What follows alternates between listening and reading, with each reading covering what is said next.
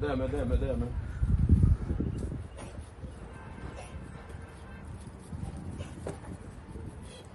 Una Afro ka esi design ya.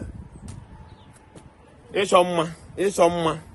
Efuru ka esi achọ ya mma. Ihe aha nna agwa unu.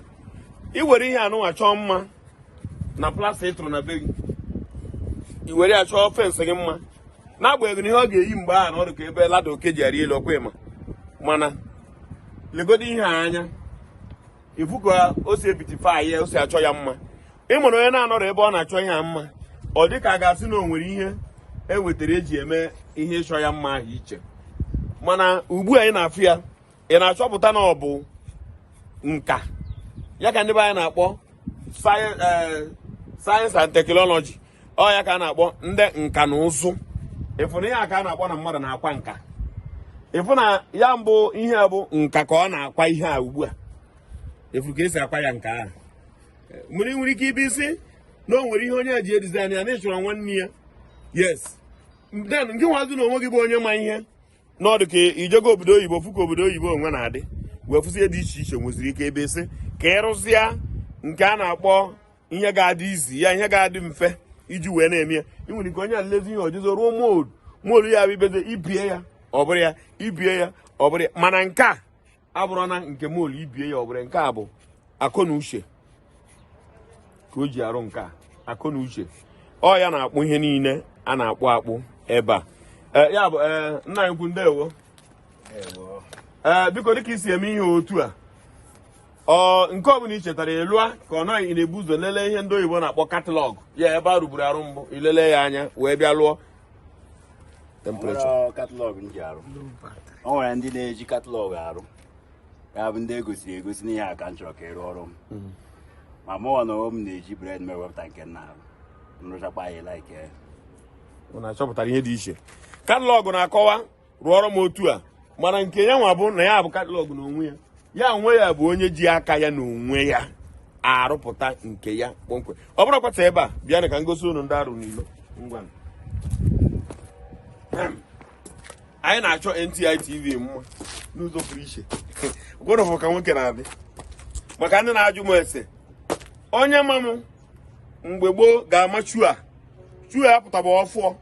Onye ma m jụba ndị na Hebriji, ndị nọ n'ọgba ọgwụ ya amachuo a mmemecha bupụta bụrụ na ata ya nji akụ mgbe nna anọ steeti n'ọgba ọgwụ mgbe nna ya 24 n'ọgba ọgwụ o nwere ata ya eji malụ m mbata oke chọrọ nwanọ m ụbịa anyị mebupụta bụrụ na ata ya onye eche na ọ dịrọzi ya nwanna nwoke si iche na asị ihe a bụ obi N.T.I TV na anya ebe fụ na obi anyị na-emebe ile anyị fụ ebe menụ patasịrị ọwa. N.T.I TV bụ TV ndị Igbo. N.T.I TV bụ Nnatuu Igbo TV. N.T.I TV bụ ebe ị ga-eweta advat agbasa ya ka ndị Igbo niile malụ na ọ bụghị na-enwe ngwaahịa dị otu a. N.T.I TV bụ ebe ị ga-eweta ihe gbasara ụlọ ọrụ gị agbasa ya ndị Igbo niile amara na ọ bụ gị bụ onye nwe ụlọ ọrụ a maọbụ na ụlọ ọrụ dị otu a na-aga n'iru. N.T.I TV ga-ewepụta aka ọrụ gị gbasaa ya ụwa niile amalụ na Igbo nwere aka ọrụ dị otu a. Na-abụ gịnị bụ ihe ga-ejide gị iweta ihe mgbasa ozi gị na N.T.I TV ka gbasara ụwa niile ka ị nwee ike sonye. Bịa ka ngosi unu na ọrụ na-aga n'iru. Na-eya ebe a ọ ka bụ ofu onye akpụrụ ihe ndị a niile chọọ ya mma. Obi eziokwu N.T.I TV, obi eziokwu N.T.I TV. Bịa ka efu ka esi dozicha iru ya. Anyị n'ọrụ anyị na-akwadosi ebe niile a maka na anyị nwere emume anyị ga-eme. Ọ bụ maka ihe emume ndị a ka anyị ji agba mbọ ime ka N.T.I TV yiri ya maa mma ka o wee chaa n'ụzọ pụrụ iche. Lee ihe a na-agba gị maka ya N.T.I TV obi eziokwu. Lee ya ebe a o nwere ajụ ọ jụrụ ọsị nwa gị ọ na-asụ Igbo? Nwa gị ọ na-asụ Igbo? Ọ bụ na nwa ga-adị asụ Igbo ịwọla ihe ọ ga-eji wee kpọọ gị asị n'ọdịnihu ma ọ bụ na ọ daghị asụ Igbo. Maka na ọ ga-ajụ gị papa ọ kwesịrị ịbụ onye Igbo? Isi na ịbụ onye Igbo. Gịnị mere na ịkụzighere anyị Igbo? N.T.I TV bịa ka efu ka iru anyị dị n'ime.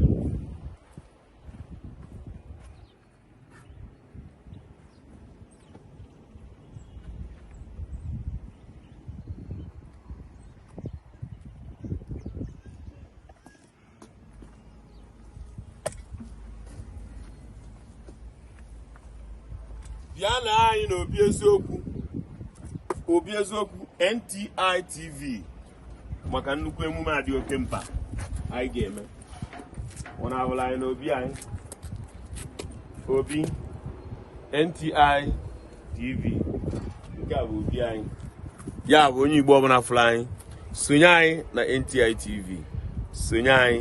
Ọ ga-enye gị joy, emume ọ ga-eme gị, ọ ga-enye gị obi aṅụrị, ọ ga-agbanata gị ụnọ ịnọlụ na-eso ndị N.T.I TV, obi gị a na-agba ụlọ banyị. Ọ dịghị ka ị nọ na ịmago ihe ndị mere echefu. Anyị ga-echetara gị ya na N.T.I TV. Mgbada awa